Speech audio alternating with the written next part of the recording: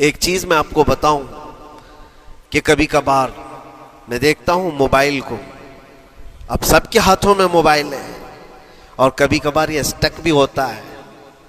اچھی اچھی کمپنیوں کے موبائل بھی اسٹک ہو جاتے ہیں، یا تو کبھی بہت زیادہ بیٹری گرم ہو جاتی ہے اور موبائل بھی گرم ہونے لگتا ہے۔ پھر اس کا حل کیا ہے؟ ایکسپرٹ سے پوچھتے ہیں موبائل کبھی ہینگ ہو رہا ہے یا کبھی بہت بیٹری گرم ہو رہی ہے، اس کے ریزن کیا ہے؟ تو وہ ایکسپرٹ یہی بتاتے ہیں کہ اس کے اوپر اوور لوڈ ہو سکتا ہے، بہت زیادہ اس میں ڈیٹا جمع ہو چکا ہے اور پھر بیک گراؤنڈ میں ایکٹیو ہے بہت زیادہ، جس کی وجہ سے بیٹری ہارمفل ہے، بہت زیادہ گرم ہو جاتی ہے۔ یا تو پھر ایک ساتھ کئی چیزیں اس کے اندر ڈال دی جاتی ہیں تو اس کا پروسیس کم ہو جاتا ہے، اسٹک ہو جاتی ہے۔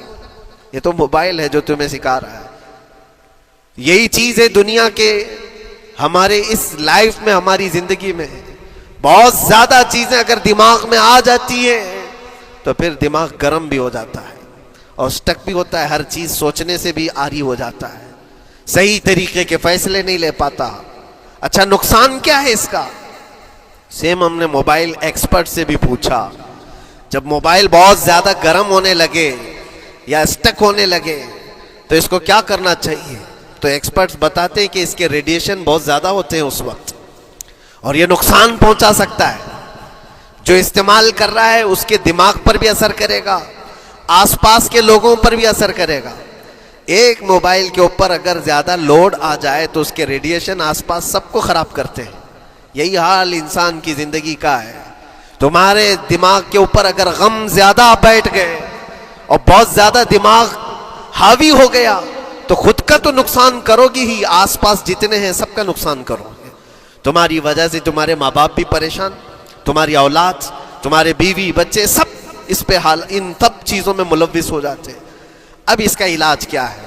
کہا گیا موبائل کو آف کر دو، ڈیٹا کم کر دو، اس کے اندر سے کچھ چیزیں ڈیلیٹ کر دو، پھر یہ اپنے نارمل حالت میں آ جائے گا۔ سیم آپ کے لیے بھی ہے، دماغ میں دنیا کے بہت سارے فطور بھرے ہو تو تھوڑی چیزیں ڈیلیٹ کر دو، تھوڑے دنوں کے لیے اپنی اس ایکٹیو لائف کو روک دو اور آ جاؤ اللہ کی بارگاہ میں اور آنکھ بند کر کے اس کی طرف لو لگاؤ، اس لیے کہ ہماری بیٹری جو چارج ہوگی وہ خالق کائنات سے ہی ہوگی، بنانے والا ہی بہتر جانتا ہے اس کی زندگی کس چیز سے چلتی ہے۔ اور اسی لیے کہا ہے، امام غزالی رحمۃ اللہ تعالی علیہ فرماتے ہیں، جو بندہ اللہ کے ذکر سے کئی دن تک غافل ہوتا ہے تو مردہ لاش ہے جو چل رہا ہے، بازاروں میں جو چل پھر رہا ہے، ذکر الہی نہیں کرتا تو اس کی روح ختم ہونے کے قریب آئی ہے، یہ زندہ لاش ہے۔ یہاں زمانے ہو گئے، مہینوں بیت گئے، برسوں ہو جاتے ہیں، کتنے دن ایسے ہیں آپ نے اللہ کے ذکر کے لیے الگ سے وقت نکالا ہو؟ کہاں ہے وقت؟ نماز بھی ایسے پڑھ کر کے بھاگ جاتے ہیں جیسے لگتا ہے کہ کوئی چیز ہمارے اوپر سوار تھی، جلدی سے ہٹا دی اور بھاگ گیا۔ نہیں میرے عزیزوں، ہماری روح جب بیمار ہوتی ہے، ہماری روح کو جب بھوک لگتی ہے تو اللہ کے ذکر سے اس کا علاج بھی ہوتا ہے اور اس کو رزق بھی ملتا ہے، لیکن ہم رزق دیتے ہی نہیں۔ کبھی آپ نے دیکھا ہماری باڈی کو، صبح ناشتہ نہ کرو، دوپہر میں کھانا نہ کھاؤ تو شام تک ہمارا جسم ہچکولے لینے لگتا ہے، چکر آنے لگ جاتے ہیں۔ کیوں؟ جسم 2 وقت کے کھانے کو چھوڑنا برداشت نہیں کر پاتا، کمزوری آ جاتی ہے، جسم کو بھوک لگتی ہے، ہمیں کھانا دینا اسے ضروری ہے۔ اسی طرح اللہ نے ہماری جو روح بنایا ہے، روح کو بھی رزق کی ضرورت ہے، اور روح کا رزق کیا ہے؟ روح کا کھانا پینا کیا ہے؟ کاجو بادام میوے پستے کھا کر کے روح کو طاقتور نہیں بنا سکتے۔ فرمایا گیا روح کی غذا اللہ کا ذکر ہے، جب بندہ اللہ کا ذکر کرتا ہے تو اس کی روح کو طاقت ملتی ہے اور روح کمزور نہیں رہتی، طاقتور بن جاتی ہے۔ عزیزان گرامی وقار، پھر میں خلاصتاً یہ بات کہوں گا کہ ہم نے دنیا میں اتنی ساری چیزیں پھیلا لی ہیں، اتنے سارے، جس کی وجہ سے غموں کا بوجھ ہمارے دماغ پر طاری ہے، اور ایک وقت وہ آئے گا جب ساری چیزیں چھوڑ کر کے فوراً بھاگنا پڑے گا، نکلنا پڑے گا۔ کچھ لوگوں کے متعلق کہا گیا ہے کہ روح نکلنے کے وقت اس کو بہت تکلیف ہوتی ہے، سب کے لیے نہیں، کچھ ایسے لوگ ہیں جن کی روح نکلنے کے وقت درد زیادہ ہوتا ہے، تکلیف زیادہ ہوتی ہے مرنے کے وقت، پوچھا گیا کیوں؟ کہا کہ یہ روح جو ہے اس کی ساری بنائی ہوئی چیزوں میں اٹکی ہوئی ہے، اس کی اولاد میں بھی ہے، اس کے مال میں بھی لگی ہوئی ہے، اس کے گھر میں بھی لگی ہوئی ہے، اس کے جائیداد میں بھی لگی ہوئی ہے۔ روح جب نکل رہی ہوتی ہے ان سب چیزوں سے بھی نکل رہی ہے، جہاں جہاں اس کی خواہشات لگی ہوئی تھی سب جگہ سے کھینچا جا رہا ہے، تو درد بڑھتا چلا جاتا ہے، تکلیف بڑھتی چلی جاتی ہے، اور پھر وہ جب دیکھ رہا ہوتا ہے خالی ہاتھ جا رہا ہو، تکلیف زیادہ ہوتی ہے۔ اسی لیے میرے عزیز و اللہ کے نبی صلی اللہ تعالیٰ علیہ وسلم کا جب آخری وقت آیا، آپ کے وصال کا وقت آیا، حضور نے اپنی بیویوں کو بلایا، ازواج مطہرات کو بلایا اور پوچھا کہ کس کے پاس کتنا سونا ہے، کتنا زیور ہے۔ ازواج مطہرات نے کہا میرے پاس اتنا ہے، ان کے پاس اتنا ہے، سب نے اپنے چاندی سونے کے زیورات لا کر پیش کر دیا۔ حضور پاک صلی اللہ علیہ وسلم نے فرمایا اے میری بیویوں، اے میری ازواج، اگر تم چاہو تو یہ سب اللہ کی راہ میں خیرات کر دو، اللہ کی راہ میں اس کو وقف کر دو، خیرات کر دو۔ بیویوں نے پوچھا یا رسول اللہ صلی اللہ علیہ وسلم، کیا آج سے سونا چاندی پہننا حرام ہو گیا ہے؟ کیا ہمارے لیے ناجائز ہو گیا ہے؟ نبی پاک صلی اللہ علیہ وسلم نے فرمایا نہیں، زینت تو تمہارے ہی لیے ہے، سونا اور چاندی تمہارے لیے ہے، حرام نہیں ہے، ناجائز نہیں ہے، لیکن میں دیکھ رہا ہوں میری زندگی کا آخری وقت آ گیا، میں رب ذوالجلال کی بارگاہ میں جانے والا ہوں، میں یہ چاہتا ہوں کہ اس حال میں دنیا سے جاؤں کہ میرے گھر میں سونا چاندی کا کوئی ٹکڑا پڑا ہوا نہ ہو اور اللہ کی بارگاہ میں فقیر اٹھایا جاؤ۔ یہ نبی پاک صلی اللہ تعالیٰ علیہ وسلم کی خواہش ہے کہ میں اللہ کی بارگاہ میں اس حال میں جاؤں کہ میرے گھر میں کوئی چیز رکھی ہوئی نہ ہو، سونا اور چاندی، مال و دولت۔ کیونکہ میرے عزیزوں اسی سے اندازہ کرو انسان اپنی خواہشات میں اتنا گھر جاتا ہے کہ اس سے نکلنا اس کے لیے مشکل ہوتا ہے، اور روح نکلنے کے وقت یہی تو تکلیف ہوتی ہے کہ کہاں کیا کیا بنایا تھا، کتنا جمع کیا تھا، حساب کرتے کرتے اس کی روح نکل جاتی ہے۔ ہم نے دیکھا ہے، میں اپنا ایک تجربہ بتاتا ہوں۔ عمرہ سے ہم واپس آ رہے تھے، 40 لوگوں کا قافلہ تھا، ایئرپورٹ پر پہنچے، بہت تاخیر ہو چکی تھی اور فلائٹ کا وقت بہت کم رہ گیا تھا، اور حاجی لوگ ماشاءاللہ جاتے ہیں تو خوب بھر بھر کر کے سامان بھی لیتے ہیں، کیا کیا سامان تھے سب کے پاس، اور ہمارا بار بار جانا آنا ہوتا ہے، میں کبھی کوئی زیادہ چیزیں رکھتا نہیں۔ ہم تو آگے نکلے، گروپ پورا تھا اور سارے لوگ سامان لے کر کھڑے تھے، وقت گزرتا گیا، فلائٹ جہاں چیک ان ہو رہا تھا سامان، انہوں نے کہا کہ 25 کلو سے زیادہ کا الاؤڈ نہیں ہے، اور یہاں 40 کلو لے کر بیٹھے ہوئے تھے، میرا تو تھوڑا سا لے لے، تیرا تو تھوڑا سا لے لے، ایک دوسرے کو پیش کر رہے ہیں۔ 3-4 لوگوں نے تو مجھے پکڑایا کہ آپ کے پاس سامان کم ہے مفتی صاحب، آپ تھوڑا سا ہمارا لے لو، جس کا لے سکتے تھے لے لیا۔ پھر اس کے بعد 1 گھنٹے سے کم ٹائم بچا تھا، انہوں نے کاؤنٹر کلوز کر دیا۔ میں نے دیکھا 20 سے 25 حاجی ایسے ہیں جن کا سامان بکھرا ہوا ہے، اور کیا لے جا سکتے ہیں ہاتھ میں، وہ بھی 7 کلو 8 کلو اتنا ہی تھا۔ ان کی خواہشات میں دیکھ رہا تھا، کوئی مسلح اٹھاتا ہے، کوئی کھجور اٹھاتا ہے، کوئی نہیں میرے بچوں کے لیے کھلونے لیا تھا اس کو لے لیتا ہوں، وہ لے لو تو مسلح چھوڑنا پڑتا ہے، یہ لے لو تو کھجور چھوڑنا پڑ جاتا ہے۔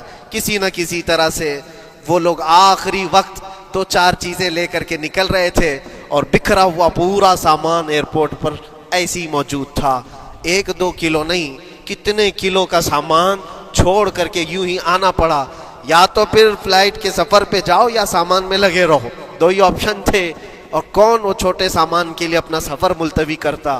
واپس آئے، حسرت بھری نگاہوں سے دیکھتے رہے اپنے سامان کو، اور پھر اندر آ کر جب بیٹھے میرے ذہن میں یہ بات گونجنے لگی، یہی حالت ہوتی ہوگی جب انسان دنیا سے جا رہا ہوتا ہے، جب یہاں سے رخصتی کا وقت آتا ہے اور ملک الموت سر پر آ کر کھڑا ہو جاتا ہے، روح نکلنے کے لیے بھی تھوڑا سا وقت باقی ہے، بس منٹوں میں بھی نہیں رہ گیا۔ جب اس کو نظر آتا ہے، اب یہ سوچتا ہے اتنی نمازیں باقی رہ گئی، اتنی زکوٰۃ بھی رہ گئی، حج بھی تھا، اور بھی کچھ چیزیں کسی کے دینے کے باقی تھے، قرضے بھی تھے، کس چیز کی نصیحت کروں، کس چیز کی وصیت کروں؟ فلاں جگہ ایک گھر خرید کر کے اس کے ڈاکیومنٹ تو وہاں رکھا تھا، بیٹے کو بھی نہیں بتایا، بیٹی کو بھی نہیں بتایا، پتہ نہیں کس کے ہاتھ لگ جائے گا۔ یہ خواہشات گھومتی رہتی ہیں، وہ کسی کو بتا بھی نہیں پاتا، ادھر ملک الموت روح نکال کر نکل پڑتی۔ یہ انسان کی شارٹ لائف ہے، مختصر سی زندگی ہے، جہاں یہ خواہشات دھری کی دھری رہ جاتی ہیں۔ اسی لیے شیخ سعدی نے بہت اچھی بات فرمائی. ایک بادشاہ نے اعلان کیا تھا اپنے وزیروں میں سے ایک کو, اس سے بہت خوش ہوا اور کہا جا آج تجھے میں اتنی جائیداد دوں گا, اتنی زمین, اتنی پراپرٹی دوں گا جتنا تو اپنے ہاتھ میں ایک لکڑی لے کر گھیر دے گا, جتنی زمین تو گھیرے گا اتنی تیرے نام لکھ دوں گا. لیکن اس کے لیے ایک شرط ہے, صبح یہ لکڑی لے کر تو راؤنڈ مارنا اور اتنا گول سرکل بنانا سورج ڈوبنے سے پہلے تک, جتنی زمین گھیر لے گا وہ پوری تیرے نام پر. اس نے سوچا کہ اتنی بڑی زمین میں گھیر سکتا ہوں ایک پورے دن. میاں ممبئی والے اچھی طرح جانتے ہیں 4x4 کی جگہ مل جائے تو یہاں کتنی بڑی غنیمت ہوتی.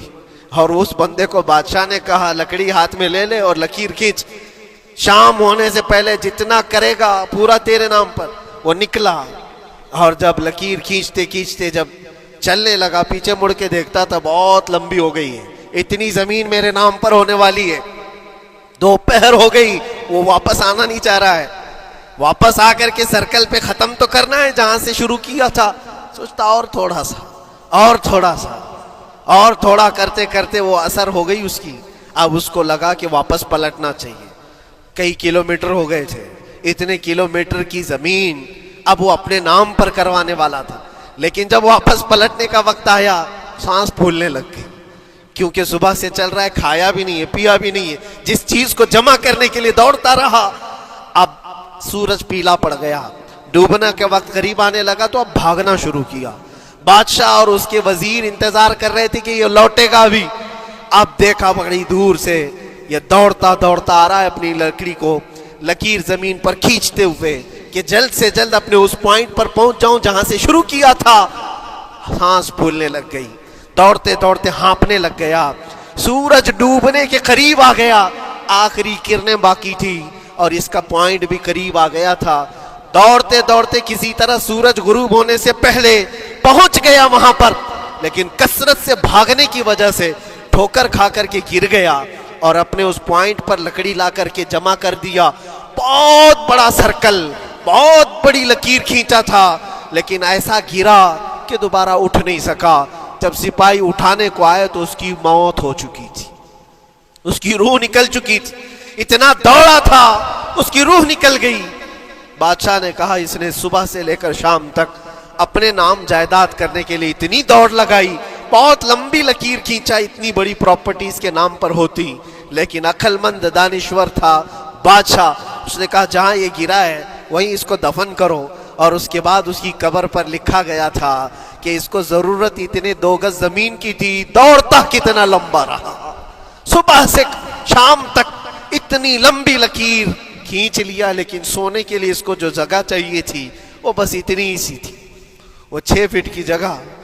عزیزان گرامی, یہ ایک زندگی کے کسی کا حادثہ ہو سکتا ہے, لیکن میں نے دیکھا ہے کہ تقریباً سب کی لائف میں یہی ہے. ہم اپنی خواہشات کے پیچھے اتنی تیز دوڑتے رہتے ہیں, لیکن جس چیز کی ہمیں ضرورت ہے اس کی طرف ایک بار بھی نظر نہیں کرتے. کون سی چیز ہے جس کی ہمیں ضرورت ہے؟ وہ ہمیشہ کی زندگی آخرت کے لیے جو چیز چاہیے وہ اللہ کا ذکر ہے, وہ رب ذوالجلال کی ذات پر یقین اور توکل ہے.